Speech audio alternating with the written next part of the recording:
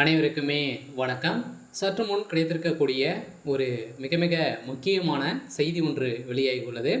சற்று முன் பிரச்சாரத்தில் எடப்பாடியை விரட்டியடித்த பொதுமக்கள். ராமநாதபுரத்தில் பரபரப்பு.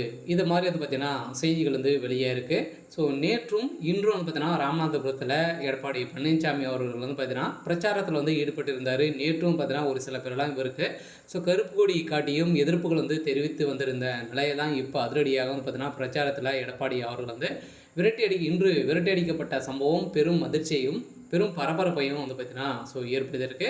சில ஏற்கனவே நேற்றும் இன்றும் பார்த்தீங்கன்னா ராமநாதபுரம் மாவட்டத்திற்கு எடப்பாடி பழனிசாமி வரத்திற்கு கண்டனம் தெரிவிக்கப்பட்டு இருந்தாங்க. இருந்தாலுமே எடப்பாடி பழனிசாமி அவர்கள் பார்த்தீங்கன்னா அங்கு பிரச்சாரத்தில் ஈடுபட்ட போது அங்கு பார்த்தீங்கன்னா அதிமுக மீண்டும் ஆட்சிக்கு வந்தால் வன்னியர்களுக்கு பார்த்தீங்கன்னா 10% இடஒதுக்கீடு தருவோம் அப்படின்ற மாதிரி கொடுத்து வன்மையாக நாங்கள் கண்டிக்க போகிறோம் அப்படின்ற மாதிரி ஆர்ப்பாட்டங்களும் நிறைய போஸ்டர்களும் பார்த்தீங்கன்னா ஒட்டியிருந்த சம்பவம் அதிர்ச்சியை ஏற்படுத்தியிருந்து.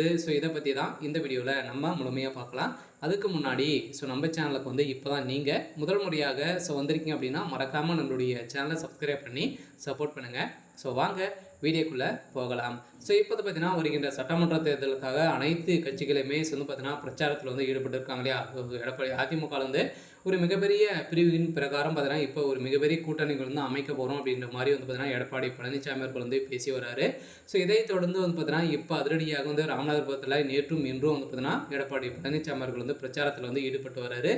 இன்று அதிரடியாக சற்று முன் பார்த்தீங்கன்னா தற்போது தமிழகத்தில் தேர்தல் பிரச்சாரம் சுற்றுப்பயணம் மேற்கொண்டு வரும் எடப்பாடி பழனிசாமி விழுப்புரத்தில் நடந்த கூட்டத்தின் அதிமுக மீண்டும் ஆட்சிக்கு வந்தால் வன்னியர்களுக்கு இடஒதுக்கீடு நிறைவேற்றி தருவேன் என்று அறிவித்த முக்குழு தேவர் உட்பட்ட சிறும பிரிவினர் பழங்குடியினருக்கு பட்டியல் உள்ள 67% சமூகத்தினருக்கு மத்தியில் கொந்தளிப்பு ஏற்படுத்தியுள்ளது. இந்த நிலை எனவே அந்த அறிவிப்புக்கு தென் மாவட்டங்களில்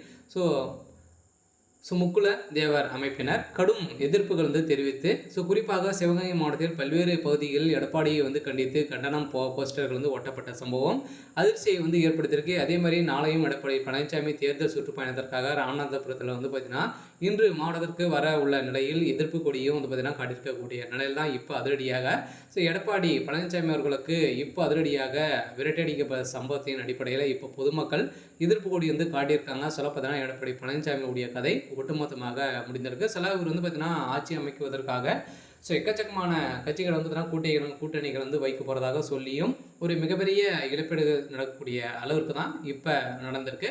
சில இப்போ பிரச்சாரத்தில் எடப்பாடி பழனிசாமி அவர்கள் பார்த்தீங்கன்னா ஓட விரட்டி அடிக்கப்பட்ட சம்பவம் அதிர்ச்சியை ஏற்படுத்தியிருக்கு.